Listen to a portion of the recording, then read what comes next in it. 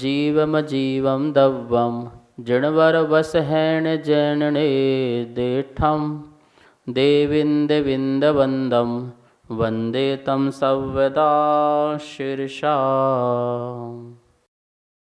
द्रव्य संग्रह परम मांगलिक ग्रंथ है। आचार्य नेमिचंद भगवान द्वारा यह लिखा गया है। 58 गाथा है कुल। इसमें प्राकृत इसकी भाषा है। 6 द्रव्य, 7 तत्व, 9 पदार्थ, 50 निकाय, मोक्ष मार्ग और ध्यान का इसमें बहुत सुंदर वर्णन है। हम सब लोग जो हैं देख रहे हैं मोक्ष का स्वरूप। मोक्ष के स्वरूप के बाद जाना कि पुण्य और पाप, पुण्य और पाप को मिलाने से यह 9 प्रकार के पदार्थ हो जाते हैं। कल यहाँ पर बहुत सुंदर बात 38 नंबर की गाथा में आचार्य भगवान ने कही। गाथा आपने याद भी कर ली होगी। सुह अशुभाव जुत्तः पुण्यम पावम भवन्ति खलु जीवा सादम सुहाउ नामम गोदम पुण्यम पराणि पावम च। खलु निश्चय से जीव ही पुण्य रूप है और पाप रूप है। कर्म ये व्यवहार से हैं। कर्म जो है पुण्य रूप और पाप रूप है वो व्यवहार से है, ध्यान रखना। निश्चय से जीव ही पुण्य रूप है और पाप रूप है। व्यवहार से कर्म जो है पुण्य रूप हैं और पाप रूप हैं। जैसे कि क्रोध का भाव और क्रोध कर्म, ये दोनों कैसे हैं? क्रोध का भाव जो है वो निश्चय से जीव का है, निश्चय से। अब वो निश्चय में अशुद्ध निश्चय ने लगा लेना, तो वो निश्चय से जीव का ही जो है क्रोध का भाव है। ठीक है। व्यवहार से क्रोध कर्म है। क्रोध कर्म का उदय आता है तो जीव को क्रोध का भाव होता है। या यूं कहो कि क्रोध का भाव होता है तो क्रोध कर्म का जीव पर आश्रव या बंध होता है। ऐसा ही इसमें लगाना है कि पुण्य और पाप में भी पुण्य का भाव और पाप का भाव वो जीव का है। इसलिए कहा शुभ भाव पुण्य है और अशुभ भाव पाप है। ये जीव के भाव हैं और इसलिए भाव होने के कारण जीव जो है सुख दुख का अनुभव करता है। जब पुण्य का भाव होता है तो जीव सुख का अनुभव करता है। जब पाप का भाव होता है तो जीव जो है दुख का अनुभव करता है। सुख और दुख का जो अनुभव है वो जीव स्वयं करता है अपने भावों से ही। जब वह किसी प्रकार से दान पुण्य के परिणाम करता है तो पुण्य का भाव होता है, तो उस समय उसे सुख का अनुभव होता है। जब जीव जो है संसार परिग्रह आदि आसक्ति का भाव करता है तो वो पाप का भाव होता है, तो वह दुख का भाव हो जाता है, तो वो दुख का अनुभव करता है। इस प्रकार शुभ और अशुभ जो परिणाम हैं वह जीव के हैं और इसलिए इस जीव को पुण्यात्मा और पापात्मा कहा जाता है। अब व्यवहार से पुण्य और पाप क्या है? तो व्यवहार से पुण्य और पाप कर्म की प्रवृत्तियां हैं। आपको पता ही होगा 2 प्रकार के कर्म होते हैं, घातीय कर्म और अघातीय कर्म। घातीय कर्म तो निश्चित ही पाप प्रगतियां हैं, पाप कर्म की प्रगतियां हैं। पूर्णतः कर्म जो है ये घातीय कर्म की पाप प्रगतियां हैं। जो अघातीय कर्म हैं उनमें ही पुण्य और पाप हुआ करता है। उसमें से जो पुण्य प्रगतियां हैं वो 68 हैं। 68 पुण्य प्रगतियां हैं और पाप प्रगतियां 100 हैं। 100 जो हैं वो पाप प्रगतियां हैं। ठीक है ना। 68 पुण्य प्रगतियां हैं और 100 जो हैं वो पाप प्रगतियां हैं। किसमें? अघातीय कर्म में। अघातीय कर्म में कौन से कर्म आते हैं? 4। तो वहाँ पे 4 कर्म होते हैं, शुभ आयु, शुभ नाम, शुभ गोत्र और वेदनी। देखो गाथा में बिल्कुल क्रम से दिया है। साता मतलब वेदनी कर्म का पहला पार्ट दिया है, फिर शुभ आयु दी है, शुभ नाम दिया है, शुभ गोत्र दिया है।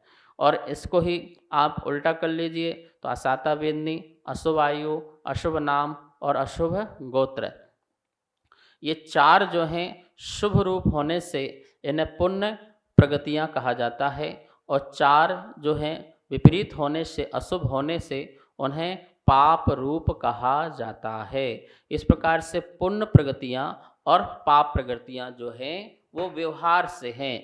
कर्मों को भी हमने शुभ कहा, कर्मों को भी हमने अशुभ कहा, मतलब पुण्य कहा और पाप कहा। भावों को भी हमने पुण्य कहा और भावों को भी हमने पाप कहा। तो जीव की तरफ से चेतना का जो विकार है, वो जो विकार है, विकृति है, उसको ही हमने पुण्य और पाप कहा। और कर्म का जो विकार है, उस विकार को हमने पुण्य कहा और पाप कहा। साता वेदनी जो प्रगति है उसे पुण्य कहा, क्योंकि साता वेदनी क्या करती है? जीव को अच्छे अनुकूल साधन देती है, अच्छे अनुकूल साधन देती है, साधन मिलते हैं और उस साधन को प्राप्त होकर के जीव जो है सुखी होता है, खुश होता है। ठीक है, इसलिए वो साता वेदनी कर्म प्रगति कहलाती है। जो जीव को सुख का वेदन कराए, जो जीव को सुख का वेदन कराए, वो साता वेदनी है। तो ये पुण्य प्रगति हो गई ना। इसी प्रकार से शुभ आयु, जो जीव को शुभ आयु दे। शुभ आयु, शुभ आयु कौन सी होती है? मनुष्य आयु जो है वो शुभ आयु है। इसी प्रकार से देव जो आयु है वो शुभ आयु है। कथंचित जो त्रिंच आयु है वो भी शुभ आयु मानी है, क्योंकि वहाँ भी जो है पंचम गुण स्थान प्राप्त हो सकता है पंच इंद्रिय जीव को। लेकिन नरक आयु जो है क्या है? नियम से अशुभ है। देखा जाए पूर्ण शुभ आयु तो मनुष्य आयु ही है, जहाँ पर जीव जो है संयम को प्राप्त हो सकता है, निर्गंध अवस्था को धारण कर सकता है, महाव्रती बन सकता है। इसलिए पूर्ण शुभ आयु तो मनुष्य आयु है।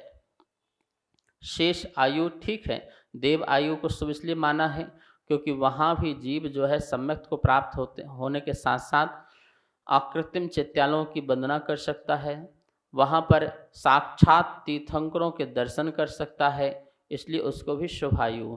तिरंच आयु को भी शुभ आयु इसलिए माना है क्योंकि वहाँ पंचेंद्रीय जीव भी समो शरण में जा सकता है, भगवान की दिव्य ध्वनि को सुन सकता है और सम्यक को प्राप्त करके अनुव्रत भी ग्रहण कर सकता है। लेकिन नरक आयु नियम से अशुभ आयु है। वो इसलिए नरक आयु अशुभ होती है क्योंकि नरक की आयु ऐसी है, नारकी जीव ऐसा है जो वहाँ से निकलना चाहता है। क्या करना चाहता है? 3 आयु ऐसी है जहाँ पर जीव जाता है तो वहाँ से निकलना नहीं चाहता है, लेकिन नरक आयु ऐसी है जहाँ से जीव निकलना चाहता है, इसलिए वो अशुभ आयु है। आपसे कोई पूछे शुभ आयु और अशुभ आयु क्यों है, तो नरक में जीव इतना तड़फड़ाता है कि कब मैं यहाँ से मर जाऊँ और निकल जाऊँ, ऐसा उसका परिणाम होता है। लेकिन त्रियंच में ऐसा नहीं होता है। त्रियंच पर्याय में कोई जीव जाए तो अपनी जान बचा करके वो जिंदा रहना चाहता है, वो अपना जीवन बचाना चाहता है, वो मरना नहीं चाहता है। तो मरना नहीं चाहता है इसलिए उसको आयु को शुभ माना है। ऐसे मनुष्य में कौन मरना चाहता है? नहीं मरना चाहता। और देवों में कोई नहीं मरना चाहता है, इसलिए इसको शुभ, जहाँ मरने के भाव हों वो अशुभ आयु मानी जाती है। तो शुभ आयु जो है वो पुण्य प्रगतियाँ हैं। वो कौन सी प्रगति है? वो पुण्य प्रगति है। इसी प्रकार से शुभ नाम, नाम कर्म में जो प्रगतियाँ हैं बहुत सारी वो शुभ होती हैं। जैसे शरीर भी शुभ प्रगति वाला भी होता है, अशुभ वाला भी होता है। तीर्थंकर प्रगति महापुण्य प्रगति है, शुभ प्रगति है। स्पर्श रस गंध और वर्ण, इनके जो भेद प्रभेद हैं ये शुभ भी होते हैं और अशुभ भी होते हैं। तो आप जब कर्म प्रगतियों के बारे में पढ़ेंगे, 148 प्रकार की प्रगतियां होती हैं, उन सब में आप पढ़ोगे तो आपको पता चलेगा कितनी कर्म प्रगतियां जो हैं शुभ रूप हैं और कितनी जो हैं अशुभ रूप हैं। यहाँ जो पाप प्रगतियां हैं उसमें सिर्फ आयु नाम गोत्र अंतराय आदि मात्र की ही अशुभ प्रगतियां नहीं, और भी अशुभ प्रगतियों को इसमें जोड़ा गया है। रूप आदि नाम कर्म की जो 20 प्रगतियां हैं मैंने बताया, वो पुण्य रूप भी होती हैं और पाप रूप भी होती हैं। क्रमशः इसी को अपन को आगे समझते जाना है। 68 जो प्रगतियां हैं वो तो पुण्य प्रगतियां हैं, और जो 100 प्रगतियां जो आपको बताई हैं उसमें अघातीय कर्मों की भी जुड़ जाएंगी और घातीय कर्मों की भी जुड़ जाएंगी, और इसके अलावा जो 20 प्रगतियां बताई पुण्य पाप वो भी जोड़ लेंगे। यहाँ जीव और अजीव दोनों प्रकार के पुण्य और पाप को समझाने का यहाँ पर कोशिश की गई है कि जीव भी पुण्य रूप है और पाप रूप है, और कर्म प्रगतियां भी पुण्य रूप हैं और पाप रूप हैं। जो कर्म प्रगतियों को पुण्य पाप रूप कहा जाता है वो व्यवहार से कहा जाता है, और जीव को जो है पुण्य पाप रूप कहा जाता है वो निश्चय से कहा जाता है। शुभ आयु, शुभ नाम, शुभ गोत्र, शुभ वेदन जो है ये पुण्य रूप होने से, क्योंकि ये सदा ही जीव को सुख देते हैं, या यूँ कहो जीव को जो है सही होता है, अच्छा लगता है, इसलिए ये पुण्य रूप हैं। लेकिन जो अशुभ आयु है, अशुभ नाम है, अशुभ गोत्र हैं, वो जीव को अच्छा नहीं लगता है, इसलिए वो अशुभ रूप होते हैं। शास्त्रों में पुण्य और पाप की क्या परिभाषा बताई गई है इसके बारे में भी समझते हैं। देखो यहाँ लिखा है पुण्य जो आत्मा को पवित्र करे अथवा जिसके द्वारा आत्मा पवित्र हो वह पुण्य है। क्या लिखा है? जो आत्मा को पवित्र करे। आत्मा को पवित्र करने का मतलब क्या है? देखो, अशुभ से बचाता है वही पवित्रता है। जब आत्मा दुखी ना हो, सुखी हो, तो वह उसकी पवित्रता कहलाती है, और यदि वो दुखी हो रहा है तो वो उसकी अपवित्रता कहलाती है। तो आत्मा जो है को जो पवित्र करे उसे पुण्य कहते हैं। जो भाव आत्मा को पवित्र करे उसे पुण्य कहते हैं। इसके साथ ही जिसके द्वारा, जो यहाँ लिखा है, जिसके द्वारा आत्मा पवित्र हो। अब आप देख लीजिए किस किस से आत्मा जो है सुखी होती है, वो सब जो है भाव उस जीव के पुण्य कहलाएंगे। यदि कोई व्यक्ति जो है मकान बनाने से सुखी होता है, कोई शादी से सुखी होता है, तो ये उसके लिए क्या कहलाएगा? सुख कहलाएगा, ये उसका पुण्य कहलाएगा। कोई बच्चे से सुखी हो रहा है, कोई पत्नी से सुखी हो रहा है, कोई पति से सुखी हो रहा है, तो ये उसका सुख कहलाएगा, ध्यान रखना। यदि किसी बच्चे से वो दुखी हो रहा है तो ये उसका पाप कहलाएगा।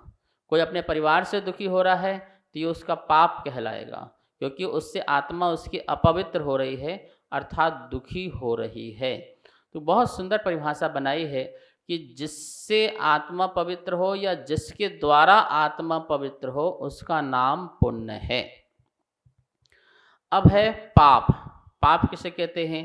देखो यहाँ लिखा है पाप जो आत्मा को शुभ कार्यों से दूर करता है वह पाप है, अर्थात जो जीव को आत्म कल्याण के मार्ग पर जाने न दे वह पाप है।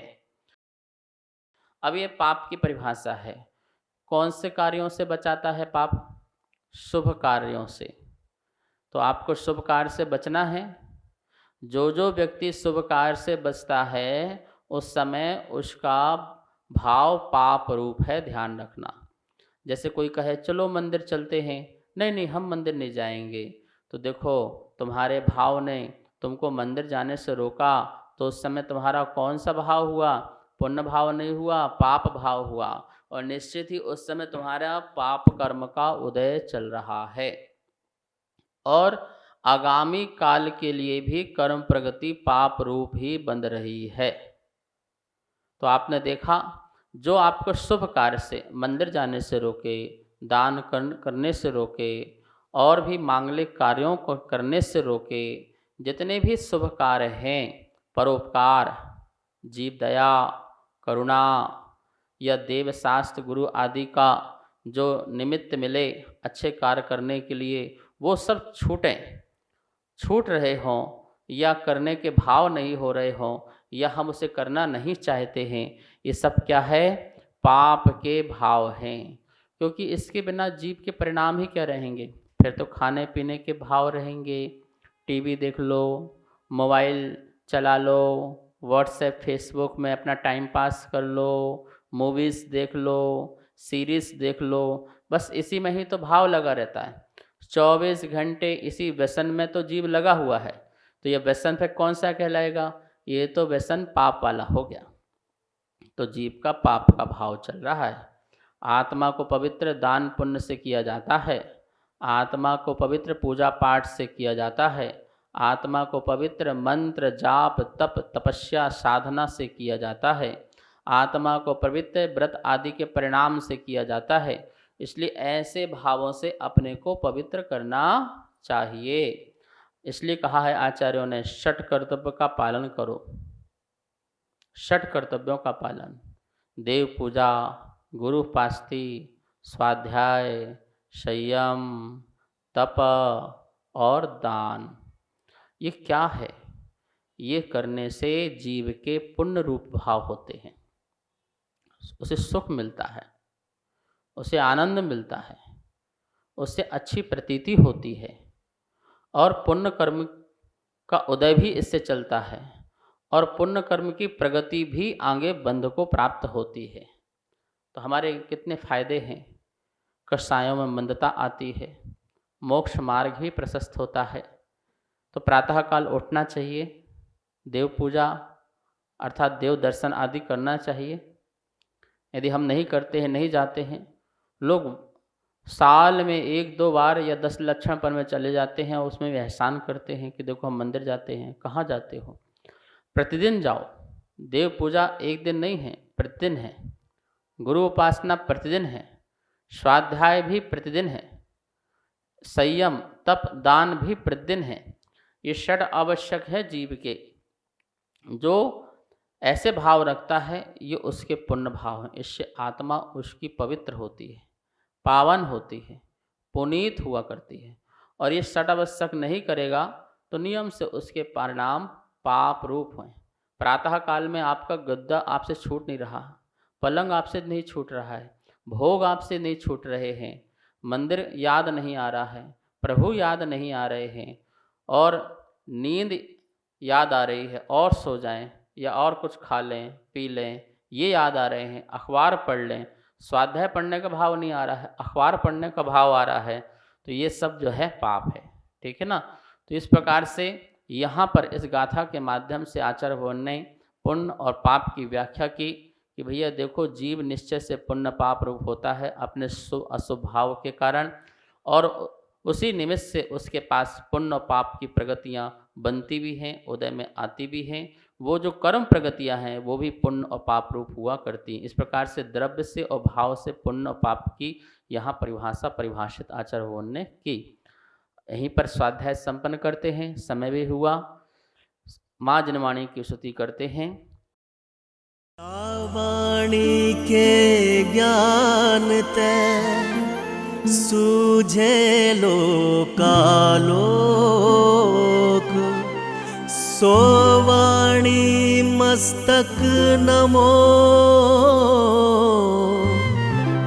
सदा देत हूँ धोख, सदा देत हूँ धोख। सबको बहुत बहुत मंगल आशीर्वाद।